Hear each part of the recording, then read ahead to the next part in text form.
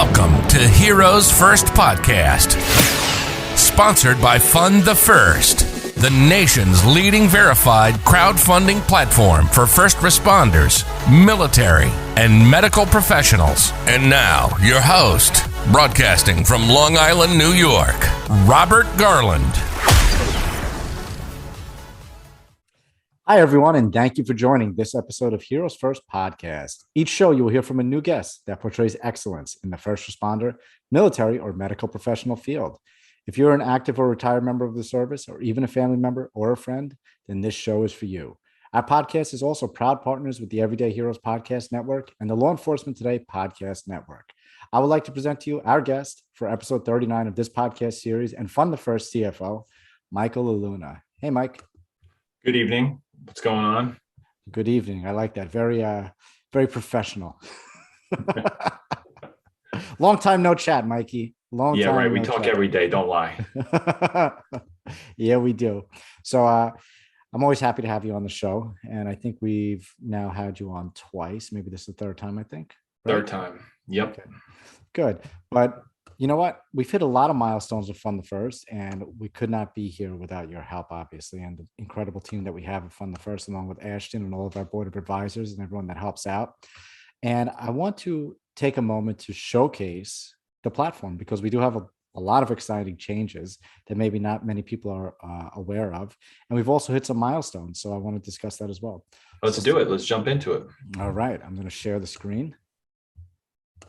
And I am on the platform, right? You seeing the platform? Yep, I got it. All right, good. So what are the most recent changes that we've made here? So some of the biggest changes that we have is right here, trusted fundraising for those who serve in our new graphic. Originally, I believe we had some other graphics that were always revolving around here, but I want to give credit to our developers at Generations Beyond. And Mike, I don't think we give them enough credit. These guys are awesome, right? Yeah.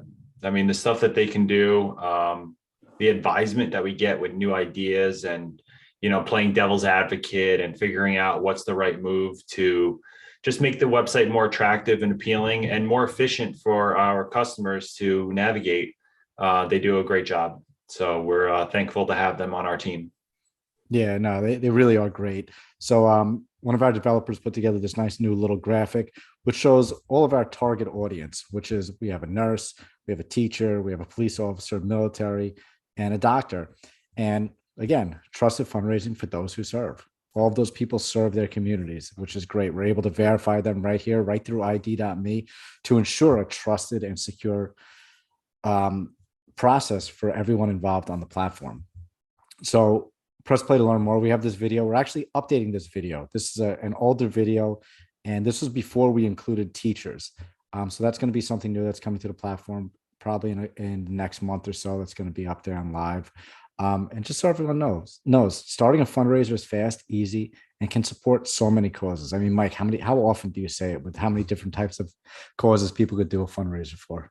It's endless. As long as the beneficiary is one of the people in the categories you just mentioned, the campaign is good to go. And whether you're helping your classroom raise money for school supplies, or you're, trying to help a family who lost a loved one and, needs to have some extra money available for the family going forward, the opportunities to raise money through crowdfunding are just endless. And we're happy to be a part of this new, I think it's a pretty new industry. It's only been around, really heavily in the last 10 years. So as an industry, it is fairly new. We're just putting our own spin on it and taking it in a direction that we feel makes a bigger impact on our communities. Yeah. So we have all these eligibilities, right? We have first responders, military, nurses, medical providers, and teachers. Now, people may think that only those are the people that could start the fundraiser, but anybody could start a fundraiser on our platform for all those causes that you just mentioned. Michael, you're not a first responder yourself, but you could come to the platform and start something for me as a first responder. And there's so many different reasons why, and I'll get into that in a few moments as well. But we have all these different categories to to choose from when you're looking up some campaigns on our platform. And these are some trending campaigns that we have going on right now. And you can see some of these campaigns.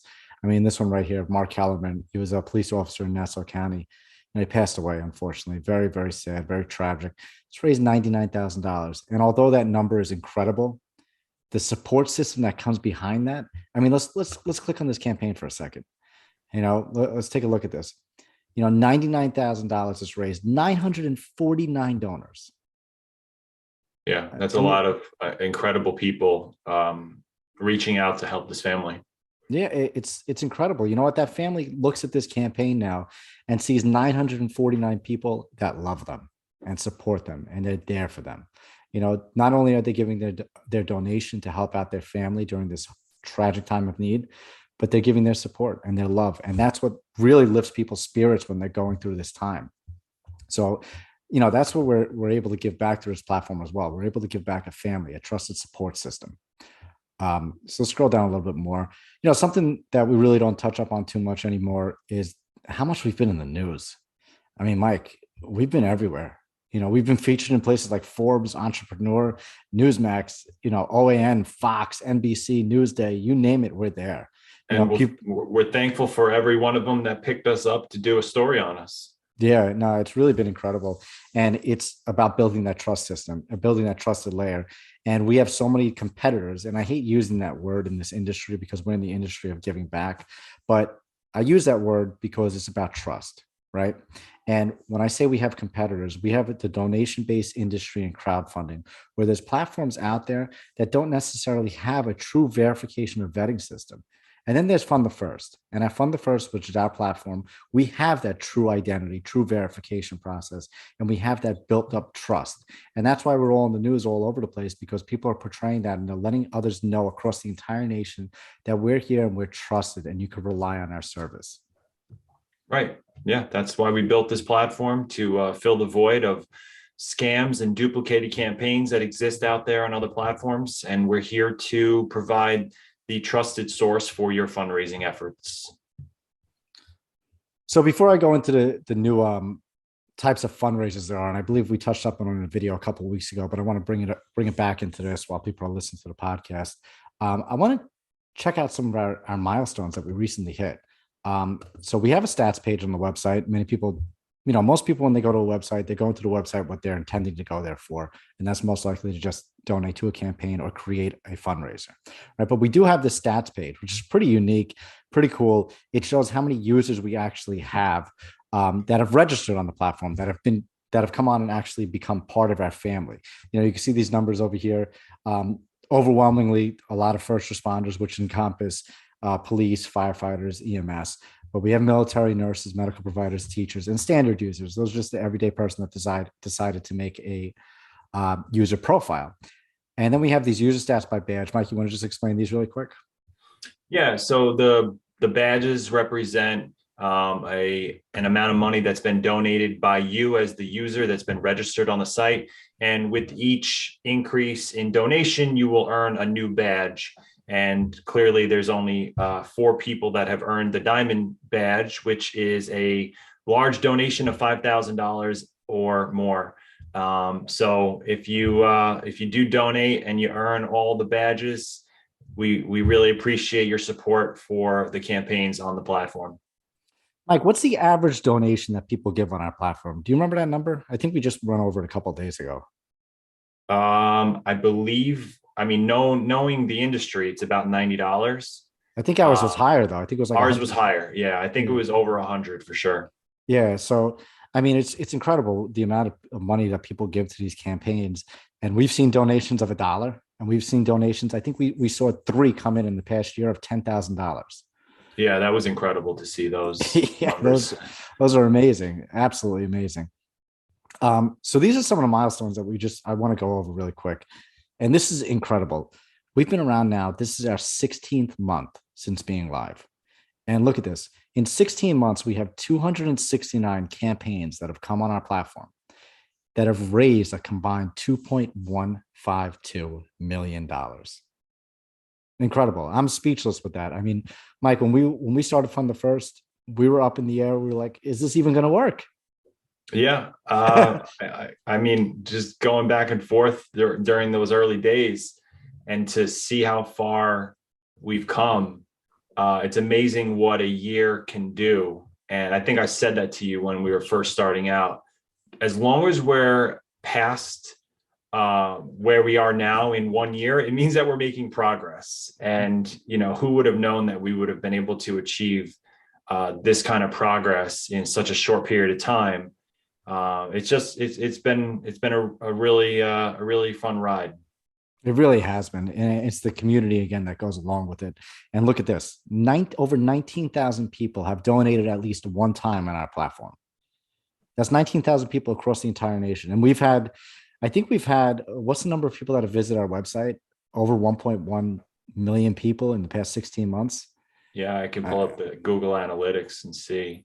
It's wild. I think that's pretty accurate right there. Yeah, wild. We never dreamed of this. I mean, I'm getting chills thinking about it right now. And the hairs are standing up on my arm. It's just incredible that we were able to build this and give back in such a unique and special way. And it's growing every day. Every day, more and more people are finding out about Fund the First, except for that one state. I don't know why, but Nebraska. Where are my Nebraskans? Oh my God. I know people in Nebraska. I know people in Omaha. I used to play college That's baseball right. with guys out of Omaha. What was that league you played in? It was a summer league, right? Northwoods Summer League. Yeah. That's right. Yeah, I can't believe Nebraska is the only state that we don't have a registered user in. I mean, we're flooded in Florida and New York and Texas and California, but Nebraska, and I've been tempted so many times to just create a fake user profile just so we have somebody in Nebraska. But we'll get somebody. Yeah, we'll eventually. Find somebody. I have faith. Eventually, so I want to go to the browse campaign sections for a moment on our platform. Yeah. And again, it's incredible that we fit this milestone of $2 million and we're growing every single day. But let's just look at some of these campaigns. You could sort by campaigns when you're viewing it by total raised, by newly listed, and farthest from goal. Now, some of these campaigns you'll see right here. This one raised 145,000, another one 135,000, another one 127,000, another one 100,000, 99,000, 89,000. Those are exponential numbers. But again, if you look at it, let's click on one of these. This one that raised 135 grand. You're going to see 1,400 donors to that one campaign. And that's something that we try to express all the time when we talk to our campaign organizers and beneficiaries. It's about sharing your campaign with your networks and providing that emotional connection. If you don't have that emotional connection to your specific campaign, you're not going to get those donations. And that's why this campaign right here did so well. Obviously, it was for an officer that was severely injured, but it was about the connection, the emotional connection that the organizer and the beneficiaries came together and provided for that family in order to receive those donations. And that's why it had 1,425 donors. I mean, incredible, come together of that community. Yeah. I mean, it's a terrible accident, and to be able to be here to help that family it's such a great feeling as being a co-founder of the company with you. It really is. I want to search our newly listed campaigns right now. We have PJ Conley. He's a police officer in the 19th precinct. He's back for his second annual miracle on 73rd Street with us. It's actually his third time doing it with us. Yeah, we did one pre-launch before the website was even built. We did a fundraiser for him, and we set it up on our initial website, and it ran pretty smoothly. It raised maybe $2,000 or $3,000. Mm-hmm. Last year we did one when the site was fully active. It did rather well. I think almost 7,000 or 8,000, and hopefully he can continue the trend this year and keep it going. Yeah, it's incredible what he does for those children on 73rd Street at the Ronald McDonald House. You know what the best part is, right? What's that? Going to Target and spending $8,000 on toys for kids. Do you remember that first year we went and somehow we hit it perfectly? Yeah, well, I think we're gonna have to do it again because it's the highlight of the holiday season. Going to buy toys for these kids. We got 6 shopping carts, and 6 guys going through Target, and people looking at us like we've got 7 heads. And we're just stocking toys into these shopping carts for the kids. I mean, it's so much fun to be able to do that. And looking forward to seeing the guys and doing that again with PJ. Absolutely. Absolutely. So yeah, so as I'm scrolling right here, if anybody's watching on the video, and I'll explain it, there's a lot of campaigns. Go ahead. What is that? And right in the middle, is that a prosthetic It's a leg? prosthetic That is leg. unbelievable. Yeah, so they're raising funds for a prosthetic leg. Their goal is $21,000. They're at $5,000 right now. I believe he's a military vet. Yeah, he's in the Marines. And he's also a canine officer. Previously a canine officer. So he obviously went through something tragic, and he needs a prosthetic leg. And his community is coming together and trying to raise funds for him to do that. Right now, it's got 43 donors, and it's raised $5,000. That's awesome. Yeah, really great. Really cool. So, as I'm scrolling through here and looking at the campaigns, you see different amounts. You see $140, you see raised, you see $5,000 raised, you see $89,000 raised, you see, $135,000 raised, you see 4,000 raised, but then you see zero. You see zero. Now, that's something that I really want to try and help people out with. And we try so hard, Mike, all the time when these campaigns go up, we give them all the tools and all the tips and all the tricks and everything necessary to give them a successful campaign. But if they're not doing it themselves, it's not going to come. Although our website gets so much traffic and so many views with social media and everything, they're not getting views to that specific campaign. So these people, I'll help them out right now the best I can. But let's see, here's a nonprofit organization, right? ASM Foundation. They're looking to raise funds, to sponsor veterans and first responders to receive alternative therapies for treatment of PTSD. Great cause, incredible. I think the way that they make this become even better, show an example of how you guys are helping people, and post an update, post a couple pictures, maybe a video, and show people how you're really helping out there. It's hard to just ask for money without some more emotion and connection to the campaign. And I think that's what's missing with this one.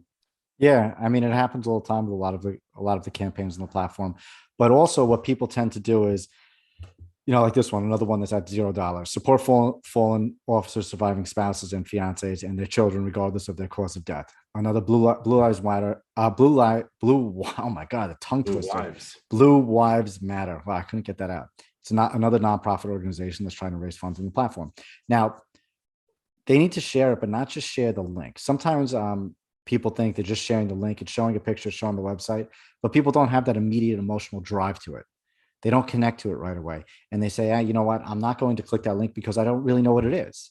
But now if you add that little simple text to it, please donate a share to my fundraiser because, then it goes that step further. And they say, oh, wow. Okay. You know what? I'm going to check this out now. And at least they're looking at it. They're getting eyes on it. But sometimes people don't get eyes on it if it's just the link that's being shared. So, but that's one of the tools that we always offer. When people start a campaign on our platform, they receive an email. Organizer and beneficiary receives an email with all these tips and tricks on how to share. And again, our team, Mike, we're available at all times of the day, 24/7, East Coast, West Coast, wherever you are, North, South, we're here. We're going to help you out and help you get through your campaign and help you make sure that it is a successful and fun experience, because you want to have fun doing this. You want to get something out of it. You want to, sometimes people get almost like a rush out of it, right? When you see that those funds coming in, you get a rush out of it, like, oh my God, where's this money coming from, right? But not only that, again, you see that support that comes in and it hits close to home sometimes. Yep. Sometimes it really hits close to home. So I'm gonna go back to the homepage really quick. And I just want to showcase starting a fundraiser. We have a couple of different options when you start a fundraiser, and I believe I'm going to have to log in to do this. All right, so let's log in really quick. I already have an account. Yeah, I'm pretty sure I have an account. Let's see. No one saw my password, right? I got it. I know what it is already. You do? Well, I typed it in wrong. Let's see. Okay, so something we do on the platform to protect your profile itself is two-factor authentication. So you can always turn that on if you feel the need to. I recommend it, especially if you're a campaign organizer or a beneficiary, right, Mike? I mean, definitely recommend it. Yep. So right here, this is what happens when we click on start a fundraiser. After you log in or after you create an account, it brings you to the screen right here. Who is your campaign for? Now, there's a couple different options, and I'll explain each one of them. I'll let Mike explain some of them too. My self-campaign. Now, my self-campaign is me, the first responder, right? I'm doing a campaign for me. Let's say I got injured or I had a catastrophic loss, whatever it may be, or I'm just doing a fundraiser. I'm going to click myself. I'm going to type in my campaign and then verify my identity at the end. Well, I'm sorry, I'm going to take that back. Verify my group status. I'll show you what the campaign looks like really quick, the whole setup. So you have your campaign goal here, campaign title, and then you put in everything in. Please note, this is basically saying at the end of this campaign, you have to verify your first responder, military, medical provider, nurse, or teacher status in order for it to go live. So once you submit, then brings you to a screen to add a photo, and then you will then verify your group status. Upon a cash out at the end of the campaign is when you're going to verify your identity. We have a 2-layer, basically a fraud security check, right? So to say. Yeah. So what we do is we're allowing the campaign to go live once you verify your group status. But then at the end, in order to receive your payout, you have to verify your identity. And then Michael's the one that handles those funds. And how much fun is that, Mike? I just did a payout today to 6 different checks for over $65,000. Wow. So those families, those individuals, those charities, they'll be getting their checks in about 5 days. Great. I'm sure they're looking forward to it, especially around the holiday seasons. So now the other campaigns, we used to just have one option right here that just said someone else, but we realized that a lot of people are running into some issues with it and having a lot of questions. So we split it up. So we have someone else, beneficiaries readily available. So now it's pretty straightforward in the reading, right? That means that your beneficiary of that campaign is a first responder, military, medical provider, teacher, nurse, and they're available, which means when you click this, it brings you to a screen, okay? And is your beneficiary fund the first member? So if they already have an email that's registered with us, you could search for it. If you click yes, and you can find it. If they haven't been, you're putting in their email, they're getting notified via email, and then you're going through your campaign creation process. Once you're done creating your campaign, that person that's the beneficiary then has to verify. In order for the campaign to go live, they must be verified within our platform. And that all happens right through ID.me. Now, this is great. You know, it creates a nice trusted system. And someone like Michael, who's not a first responder or have any of those other group status credentials, can come on and create a fundraiser for me, and then we can move forward. Now, here's the next one. Someone else, beneficiary unavailable. Now, that's in the event, a tragic event where a beneficiary is incapacitated, whether it be a death, whether it be in the hospital, or whether it be they're just going through something so significant in their life that they just cannot get to a computer or their phone right now to verify. Right. So if I start a campaign for a firefighter who passed away in a burning building and is not available, walk me through the steps, Rob. I select this someone else campaign. What happens? How does it go through? Great. No, it's an excellent question. So again, it brings you right here. It brings you to your campaign goal, beneficiary information. So you're going to put in that beneficiary's name right here. And you're going to choose an avatar for your beneficiary, meaning a picture, right? So I'm assuming that you would have, and we're assuming that you would have connections to that family already. So you have that information. Then you create a campaign title and you go through the whole process, just like all of our other campaigns. Now, here's the difference. When you click continue, after this campaign is submitted, it's going to ask you as the organizer to verify. Okay. Now this is a temporary verification because this is just allowing for the campaign to go live. At the end, upon a cash out, we're making sure and ensuring that those funds do not go into your hands, but go into the family's hands that it's intended for. So this is an identity verification because I can't verify as a first responder. So I'm assuming this is an ID verification. No, this is still a group status verification. So you Group still status. right. So your first responder, military, medical provider, teacher, or nurse. Now, actually, you bring up a good point. Maybe we should adjust this to be an identity verification layer instead. But we could discuss that offline and maybe tomorrow with the developers.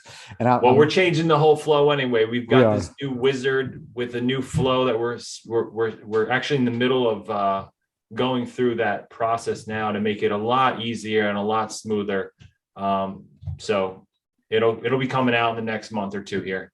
Yeah, and that's going to be a whole other video. It's going to have a lot of breakdowns of that, and it's going to be simple yet complex. But with this, again, with beneficiary unavailable, once you submit your campaign, if you cannot verify as one of those group statuses, it prompts you to email Fund the First, so info@fundthefirst.com.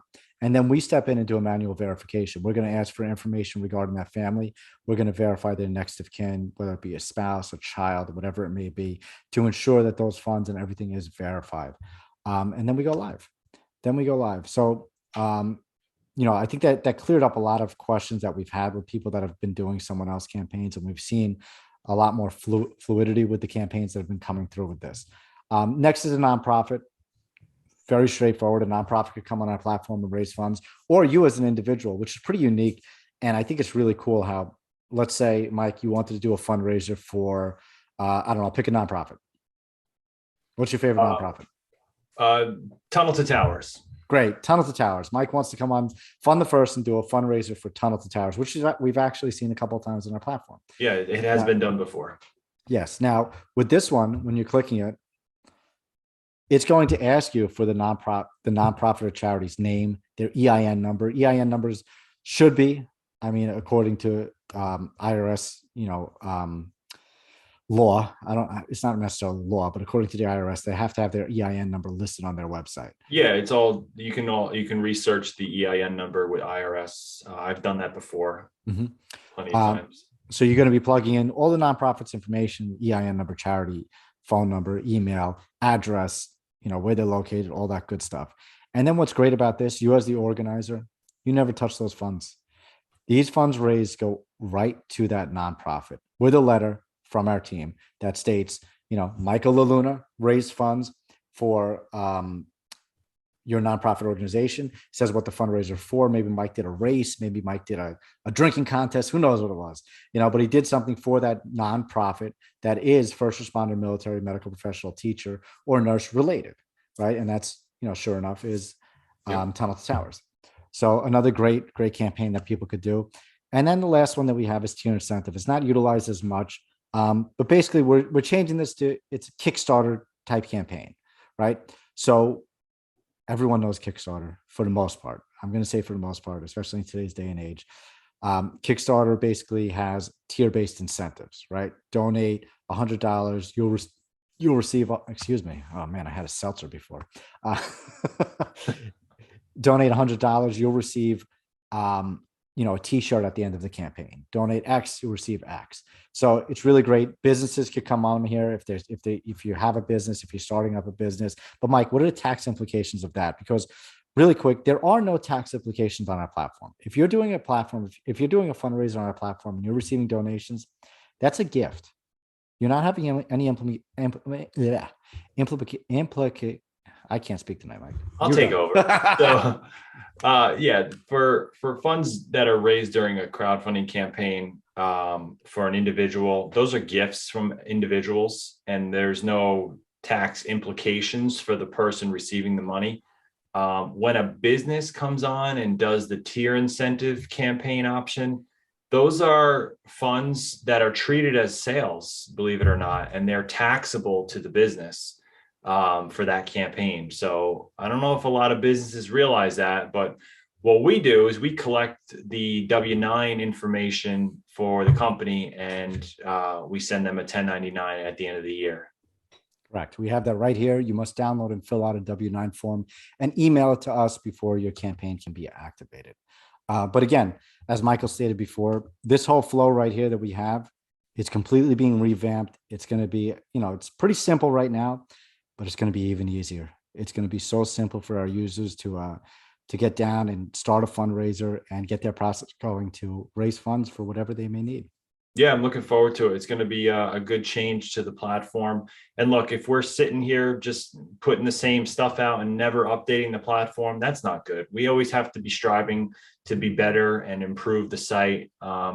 And Rob does a great job handling a lot of the adjustments with our web developers. We come up with ideas, share them as a team, and we go forward with what we think is going to work. And if it doesn't work, we change and reiterate, and that's how you adapt and keep going as a company, constantly evolving, constantly learning what worked, what didn't work, how do we make this better, and we just keep working hard every day to figure out the best path. So Yeah, super excited. I'm gonna stop sharing the screen now. But it's an excellent process. But let's go off topic for a minute. We've been talking about Fund the First for a little bit now, but a lot of our listeners are always hearing about first responder stuff, military stuff, all this kind of stuff. But what's hot right now? A big thing that's hot right now is Bored apes. what did you say? Crypto, not NFTs. Get out of there. Get out of the NFT space. If you're in apes. If you are Bored in apes. the NFT space, if you're in NFTs, get out now. No way. Get out. Get out. It's a waste of your money. This is all right. I taught you That's all. I got you into NFTs and you went down the rabbit hole, but you went down one of the dark and dangerous rabbit holes with that one and started going and doing research on projects. And it's fun. It's interesting. I think, crypto and NFTs are intertwined because you need to use crypto to buy the NFTs. The NFTs are starting with art, but they're evolving quickly and they're getting into video games. They're going to be, big companies are going to be coming out with NFTs, and the opportunity is endless with how you can skin the cat on the NFT. You could do a lot of different things with them, and just wait, it's coming. The next couple of years, NFTs are going to blow up. I think I read a stat the other day, 16% of US people have traded crypto. That's it. 16%. If we narrow that down and say how many have traded NFTs, I would bet it's less than 1%. Listen, that process behind getting an NFT is pretty difficult if you've never been in the space before. Yeah, it definitely takes a little bit of education. When you're sending Ethereum from one wallet to another, and it takes like that 30 seconds to 60 seconds to hit the other wallet, and you're like, oh my God, I just sent 10 grand in Ether over to that wallet. Is it going to make it? And you're sweating it out, and you're like, finally, yes, it made it. You could trust the blockchain. You just got to pay attention to what you're doing and how you're sending it, and making sure that you're copying and pasting the wallet numbers properly. So, but you've been in crypto for a long time too. Why don't you tell us about some of your experiences? What was the crypto that you just are so mad that you got out of? I got out of Doge. Right. Years ago. Doge. So, I mean, so as a joke, there was a platform called Cryptopia. Do you remember Cryptopia? Mm-hmm. Okay, so see, it's old. It was years ago when everyone started getting into Binance, right? What did you need to do to get onto the Chinese exchange in Binance? You had to buy on Coinbase, send it to Binance. But to create your account, you had to send your passport and a note and a picture of yourself, arrow and all this stuff. And I was like, what am I doing? I'm sending my stuff overseas to China right now. I have no idea what's going on. And I did it. So when you go into these random cryptos, you start going down the wormhole, like with everything in life. And I got involved in a bunch of Discord channels, and someone said, get onto this platform, Cryptopia. And they were based out of a guy's garage in Australia. No way. Yeah, in Australia.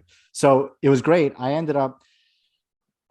went on there and I did a lot of research, and I found out one of these cryptocurrencies. I'm not going to say the name of it because I'm just not going to say the name of it. But anyway, I did very well in a cryptocurrency, and it was a very small coin. one of the guys that was involved in it was a Homeland Security agent. And that's why I trusted it, you know? So I ended up talking on the phone with this guy, you know, everything seemed great. They decided to do an ICO, and they were doing an ICO for a new token, and it was a token. So there's coins and there's tokens, right? Because a coin has a certain type of use case and a token has a certain type of use case. So they were doing an ICO for a token based off of their coin. So it was a coin, and then it was making the token. Now, I went into the ICO with basically everything I made from that coin, which was a lot. It was a lot of money. I lost it all. Gone. Oh no. Gone. I lost it all. And it was a horrible decision. But I also looked back at it and said, well, this wasn't even money that I ever had, right? I made it from just being on the platform and just from trading and from sitting and trading and sitting and trading and sitting. Now, I was a little ticked off of it. And then what they end up doing, they never launched the ICO. And that's why I lost all the money. Instead, they rebranded. And this happens a lot in the cryptocurrency space. They rebranded into a different coin, and then they went into the gaming space. It's still not doing that well, this coin. It's doing okay. But I had the coins from the ICO, and they let me convert it. And then what I converted those coins from the ICO to the new coin that they had. And I took your advice, Mike. I went down the rabbit hole. I bought NFTs, and I lost all of it. You know, because I went into these communities, and you told me, you said, you know, read the communities, you know, see how many people are involved, research the projects, research the artists. And I did all of that. And I thought everything was perfect with everything. You know what it is?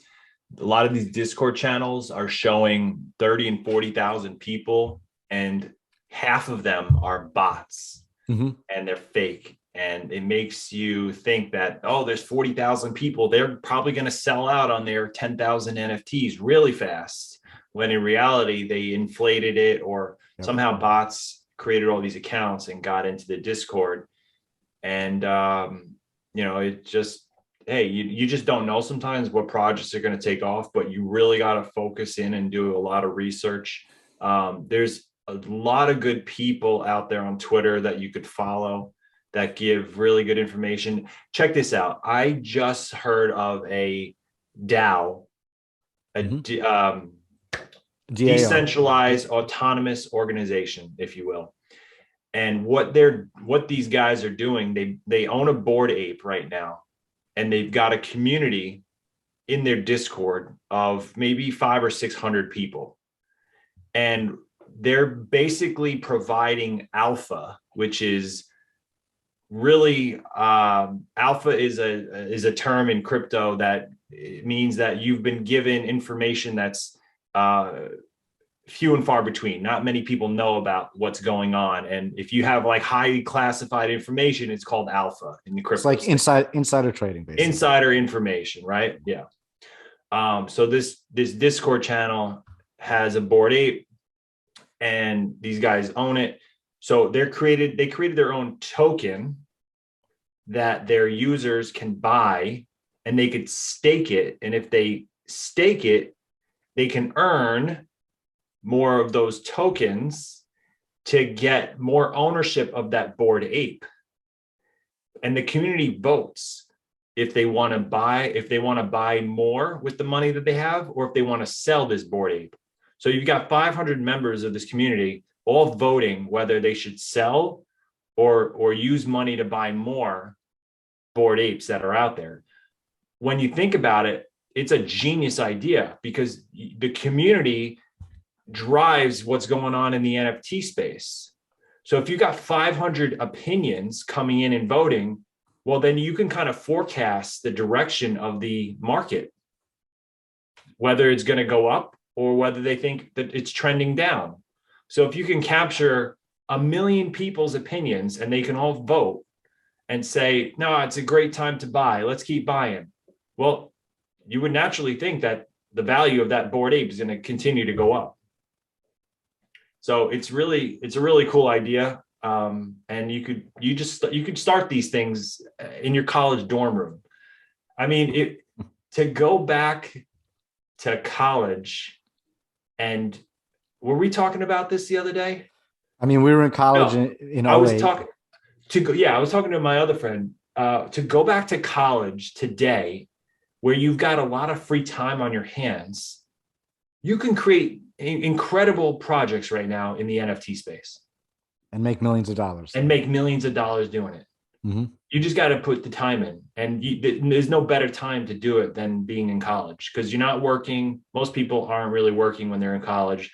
They're studying, they're hanging out, they're going to parties. Take your time back, go do something that's valuable.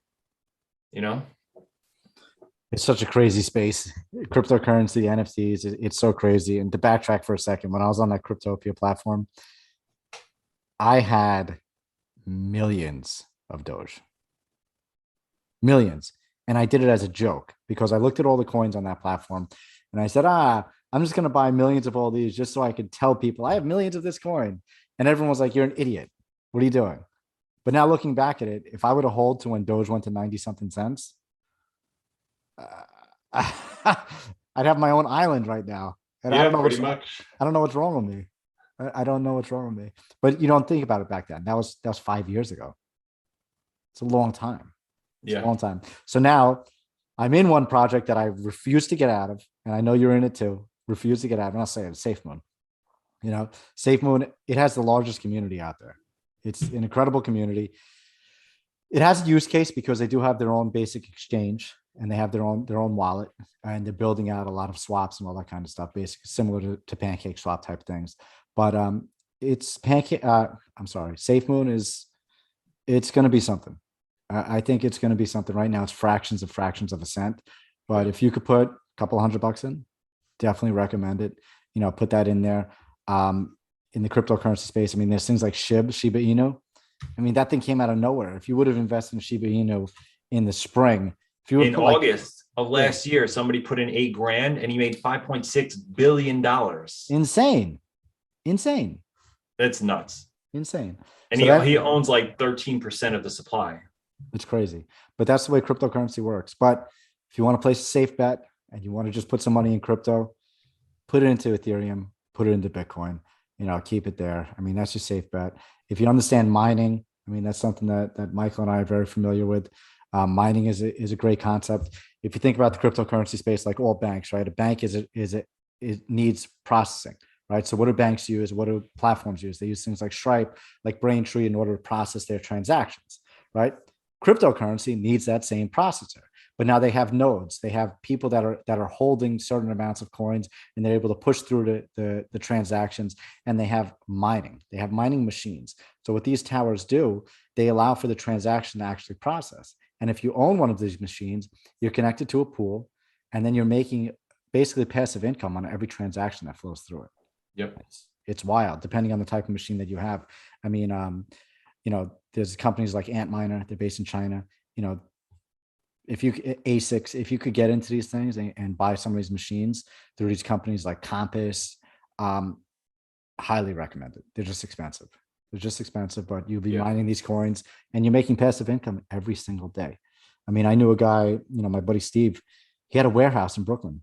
He was making, Mike, what did he tell us he was making, Mike? $1,200 a day. Mm-hmm. That's insane. You're making $1,200 a day in Ethereum, passive income. And not only that, you're making the passive income. You could now trade that into a different coin that you want, or just hold it. And the value is always going to increase. It's going to be volatile, obviously. It's going to dip, but it's going to go like this the entire time. That's just the way crypto works. If you look at the market since crypto started, I mean, when was it? In 09, 08? Well, it's the network effect. It's when you get together with friends or you've got group chats going on. I mean, it's the network effect. Who knows what's happening, and then it just spreads like wildfire. It's kind of similar to how crowdfunding works. The network effect of crowdfunding, where somebody starts a campaign, shares it out, people donate, people share it, and more people learn about that fundraiser. It's the same thing with crypto.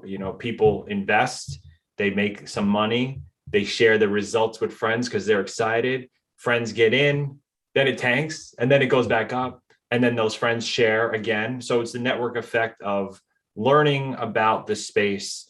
Those who get in early make the most, potential profits. But I think that the space, like I said, 16% in the United States have traded crypto. Yeah. That's a small number. Oh, you know what? Since we're on the crypto topic, many people may not realize if you are a cryptocurrency holder. I'll share the screen again. check this out. Our store at fundthefirst.com, we made like our own cryptocurrency graphic because we decided to allow for cryptocurrency transactions in the store only. So if you want to buy something, so let's say we're going to buy this shirt, 3XL, add to cart, you're allowed to check out using cryptocurrency. And it's pretty cool. Pretty cool. Proceed to checkout. Let's see right here. First name, last name, all that kind of stuff. And then you have your options right over here when you're checking out cryptocurrency. And we allow for you to pay in Bitcoin, Dogecoin, Ethereum, or SafeMoon. So pretty That's awesome. A lot of SafeMoon right there. Yeah. In order to buy this shirt, you're going to spend, what is it? 11,025,190. Yep. So if you have SafeMoon, if you have billions of SafeMoon, then it's okay. You don't care. But pretty cool opportunity. A lot of websites are doing it now, integrating cryptocurrency into their transactions.